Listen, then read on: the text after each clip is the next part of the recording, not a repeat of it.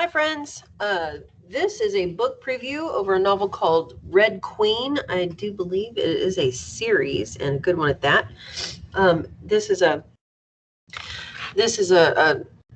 dystopian where people are divided. There are silvers and there are reds, and silvers have superpowers. They're the elite, and reds are just ordinary human beings and live kind of similarly to the way that people in the Hunger Games live, just really poor.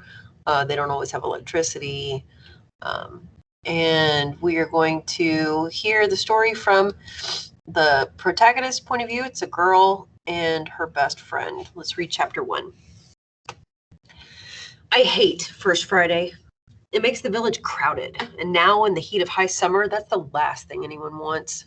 From my place in the shade, it isn't so bad, but the stink of bodies, all sweating with the morning work, it's enough to make milk curdle. The air shimmers with heat and humidity, and even the puddles from yesterday's storm are hot, swirling with rainbow streaks of oil and grease. The market deflates, with everyone closing up their stalls for the day. The merchants are distracted, careless, and it's easy for me to take whatever I want from their wares. By the time I'm done, my pockets bulge with trinkets and I've got an apple for the road. Not bad for a few minutes' work. As the throng of people moves, I let myself be taken away by the human current. My hands dart in and out, always in fleeting touches. Some paper bills from a man's pocket, a bracelet from a woman's wrist, nothing too big. Villagers are too busy shuffling along to notice a pickpocket in their midst. The high, stilt buildings from which the village is named, the stilts, very original, rise all around us, 10 feet above the muddy ground.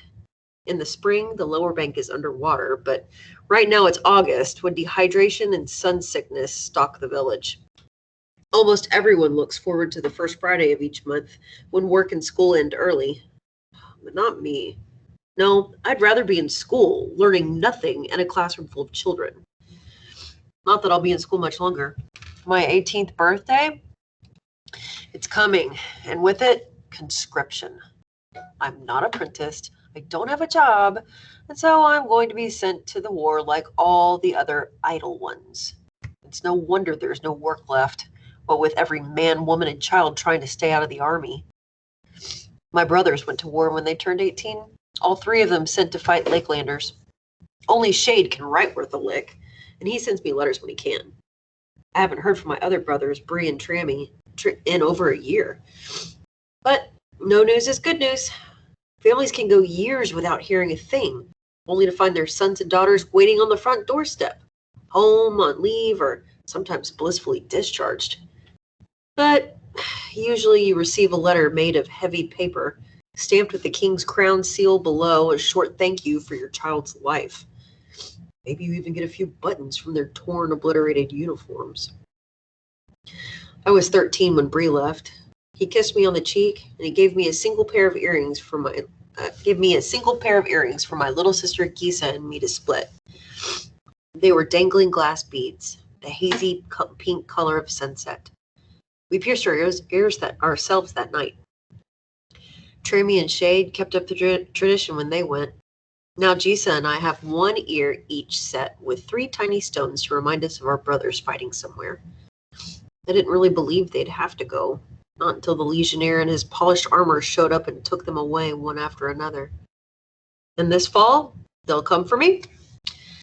I've already started saving and stealing to buy Jesus some earrings when I go.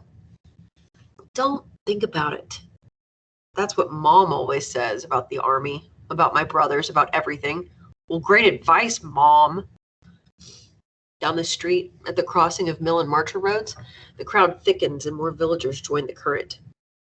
A gang of kids, little thieves in training, flutters through the fray with sticky, searching fingers. They're too young to be good at it, and security officers are quick to intervene. Usually the kids would be sent to the stocks or the jail at the outpost, but the officers want to see First Friday. They settle for giving the ringleaders a few harsh knocks before letting them go. Small mercies. The tiniest pressure at my waist makes me spin, acting on instinct.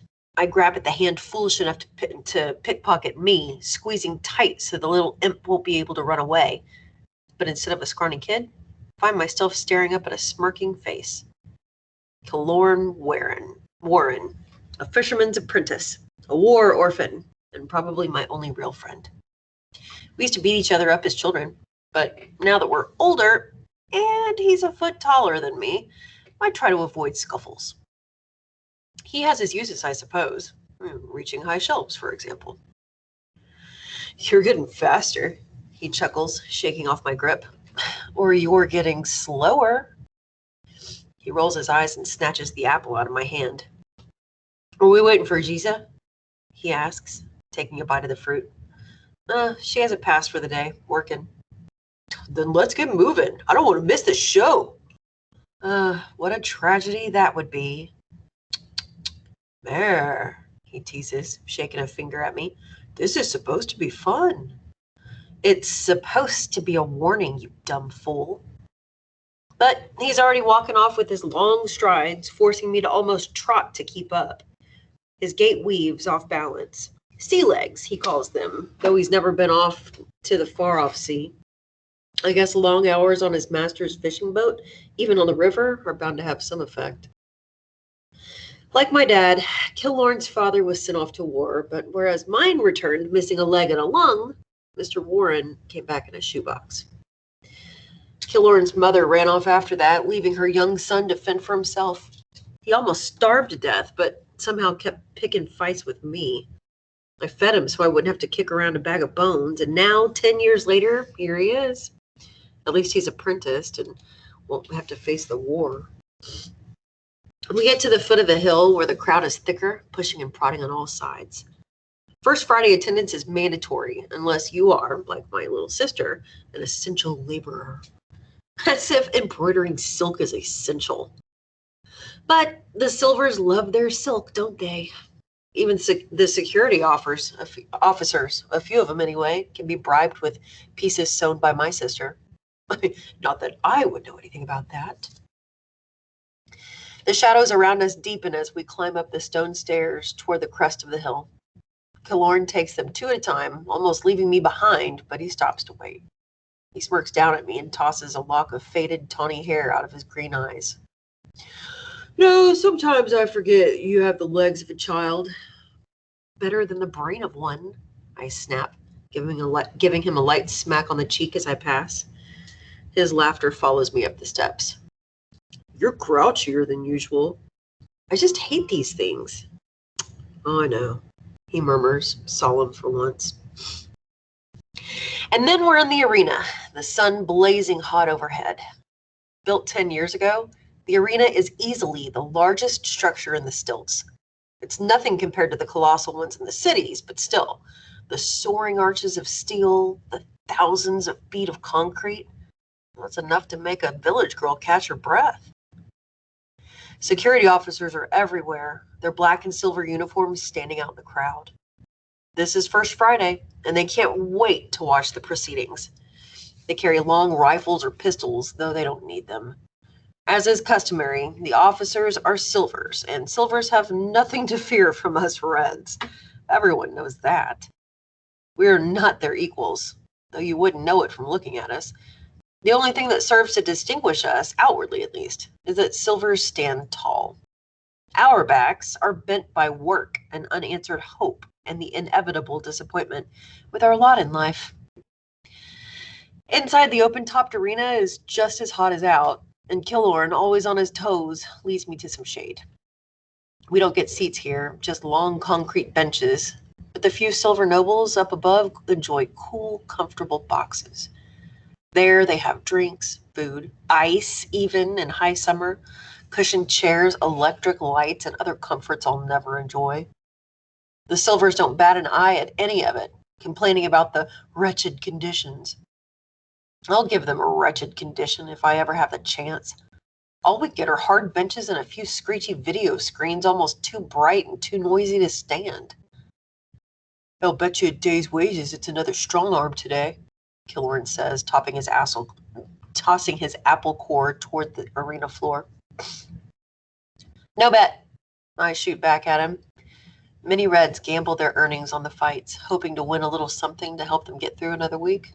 but not me. Not even with Killorn. It's easier to cut the bookie's purse than to try to win money from it. You shouldn't waste your money like that. Well, it's not a waste if I'm right. It's always a strong arm beating up someone. Strong arms usually make up at least one half of the fights. Their skills and abilities are better suited to the arena than almost any other silver. They seem to revel in it, using their superhuman strength to toss other champions around like rag dolls. Well, what about the other one? I ask, thinking about the range of silvers that could appear. Telkies, swifts, nymphs, greenies, stoneskins, all of them terrible to watch. I'm not sure. Hopefully something cool. I could use some fun. Killorn and I don't really see eye to eye on the feats of First Friday. For me, watching two champions rip into each other is not enjoyable, but Killorn loves it. Let them ruin each other, he says. They're not our people. He doesn't understand what the feats are about. This isn't mindless entertainment. It's meant to give us some respite from grueling work. This is calculated, cold, a message. Only silvers can fight in the arenas because only a silver can survive the arena. They fight to show us their strength and power. You are no match for us. We are your betters. We are gods. It's written in every superhuman blow the champions land. And they're absolutely right. Last month, I watched a Swift battle a Telki, and though the Swift could move faster than the eye could see, the Telki stopped him cold. With just the power of his mind, he lifted the other fighter right off the ground. The Swift started to choke, and I think the Telki has some invisible grip on his throat. When the Swift's face turned blue, they called the match. Killorn cheered. He'd bet on the Telki. Ladies and gentlemen, silvers and reds, welcome to First Friday, the feet of August. The announcer's voice echoes around the arena, magnified by the walls. He sounds bored as usual, and I don't blame him. Once, the feats were not matches at all, but executions. Prisoners and enemies of the state would be transported to Archean, the capital, and killed in front of a silver crowd. I guess the silvers liked that, and the matches began. I mean, not to kill, but to entertain. And then they became the feats and spread out to the other cities, to different arenas and different audiences. Eventually, the Reds were granted admission, confined to the cheap seats. It wasn't long until the Silvers built arenas everywhere, even villages like the Stilts, and attendance that was once a gift became a mandatory curse. My brother Shade says it's because arena cities enjoyed a marked reduction in red crime, dissent, and even the few acts of rebellion. Now silvers don't have to use execution or the legions or even security to keep the peace. Two champions can scare us just as easily. Well, today, the two in question look up to the job. The first to walk out onto the white sand is announced as Kantos Karos, a silver from Harbor Bay in the east. The video screen blares a clear picture of the warrior, and no one needs to tell me that this is a strong arm. He has arms like tree trunks, cored and veined and straining against his own skin. When he smiles, I can see all his teeth are gone or broken. Maybe he ran afoul of his own toothbrush when he was a growing boy. Next to me, Killorn cheers, and the other villagers roar with him. A security officer throws a loaf of bread at the louder ones for their trouble. To my left, another hands a screaming child a bright yellow piece of paper. Lek papers. Extra electricity rations. All of it to make us cheer, to make us scream, to force us to watch, even if we don't want to. That's right. Let them hear you, the announcer drawls, forcing as much enthusiasm into his voice as he can. And here we have his opponent, straight from the capital, Samson Mirandas. The other warrior looks pale and weedy next to the human-shaped hunk of muscle. His blue steel armor is fine and polished to a high sheen. He's probably the second son of a second son, trying to win renown in the arena. Though he should be scared, he looks strangely calm. His last name sounds familiar, but that's not unusual. Many silvers belong to famous families called houses with dozens of members. The governing family of our region, the Capital Valley, is House Well, though I've never seen Governor Well in my life. He never visits it more than once or twice a year, and even then he never stoops to entering a red village like mine. I saw his riverboat once, a sleek thing with green and gold flags. He's a greenie, and when he passed, the trees on the bank burst into bloom and flowers popped out of the ground. I thought it was beautiful, until one of the older boys threw rocks at his boat. The stones fell harmlessly into the river. They put the boy in the stocks anyway. Oh, it'll be the strong arm for sure. Killorn frowns at the small champion. How do you know? What's Samson's power? Who cares? He's still going to lose, I scoff, settling in to watch. The usual call rings out over the arena. Many rise to their feet, eager to watch, but I stay seated in silent protest. As calm as I might look, anger boils in my skin. Anger and jealousy. We're gods, echoes in my head. Champions, set your feet. They do, digging in their heels on opposite sides of the arena. Guns aren't allowed in the arena fights, so Kantos draws a short, wide sword. I doubt he'll need it. Samson produces no weapon, his fingers merely twitching by his side. A low, humming electric tone runs through the arena. I hate this part. The sound vibrates in my teeth and my bones, pulsing until I think something might shatter. It ends abruptly with a chirping chime. It begins. I exhale. It looks like a bloodbath right away. Kantos barrels forward like a bull, kicking up sand in his wake. Samson tries to dodge Kantos, using his shoulder to slide around the silver, but the strong arm is quick. He gets a hold of Samson's leg and tosses him across the arena like he's made of feathers. The subsequent cheers over Samson's roar of pain as he collides with the cement wall, but it's written on his face. Before he can hope to stand, Kantos is over him, heaving him skyward. He hits the sand in a heap of what can only be broken bones, but somehow rises to his feet again. Is he a punching bag? Killorn laughs. Let him have it, Kantos. Killorn doesn't care about an extra loaf of bread or a few more minutes of electricity. That's not why he cheers. He honestly wants to see blood, silver blood, stain the arena. It doesn't matter that blood is everything we aren't, everything we can't be, everything we want. He just needs to see it and trick himself into thinking that they are truly human, that they can be hurt and defeated. But I know better. Their blood is a threat, a warning, it's a promise. We are not the same and never will be. He's not disappointed. Even the box seats can see the metallic, iridescent liquid dripping from Samson's mouth. It reflects the summer sun like a watery mirror, painting a river down his neck and into his armor. This is the true division between silvers and reds, the color of our blood. This simple difference somehow makes them stronger, smarter, better than us. Samson spits, sending a sunburst of silver blood across the arena.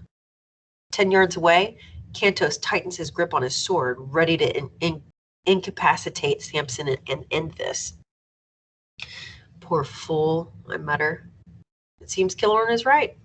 Nothing but a punching bag. Kantos pounds through the sand, sword held high, eyes on fire. And then he freezes mid-step, his armor clanking with the sudden stop. From the middle of the arena, the bleeding warrior points at Kantos with a stare to break bone. Samson flicks his fingers and Kantos walks perfectly in time with Samson's movements.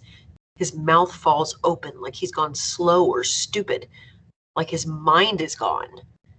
I can't believe my eyes. A deathly quiet falls over the arena as we watch, not understanding the scene below us. Even Killorn has nothing to say. A whisper. I breathe aloud. Never before have I seen one in the arena. I doubt anyone has. Whisperers are rare, dangerous, and powerful, even among the silvers, even in the capital. The rumors about them vary, but it boils down to something simple and chilling. They can enter your head, read your thoughts, and control your mind. And this is exactly what Samson is doing, having whispered his way past Canto's armor and muscle into his very brain where there are no defenses. Cantos raises his sword, hands trembling. He's trying to fight Samson's power. But strong as he is, there's no fighting the enemy in his mind. Another twist of Samson's hand and silver blood splashes across the sand as Cantos plunges his sword straight through his armor into the flesh of his own stomach. Even up in the seats, I can hear the sickening squelch of metal cutting through meat. As the blood gushes from Cantos, gasps echo across the arena. We've never seen so much blood here before. Blue lights flash to life, bathing the arena floor in a ghostly glow, signaling the end of the match. Silver healers run across the sand, rushing to the fallen Cantos. Silvers aren't supposed to die here. Silvers are supposed to fight bravely, to flaunt their skills, to put on a good show, but not die. I mean, after all, they aren't reds. Officers move faster than I've ever seen before. A few are swifts, rushing to and fro in a blur as they herd us out. They don't want us around if Cantos dies in the end. Meanwhile, Samson strides from the arena like a titan. His gaze falls on Cantos's body, and I expect him to look apologetic. But instead, his face is blank, emotionless, and so cold. The match was nothing to him. We are nothing to him. In school, we learned about the world before ours, about the angels and gods that lived in the sky, ruling the earth with kind and loving hands. Some say they were just stories, but I don't believe that. The gods still rule us. They've come down from the stars, and they are no longer kind. That's it.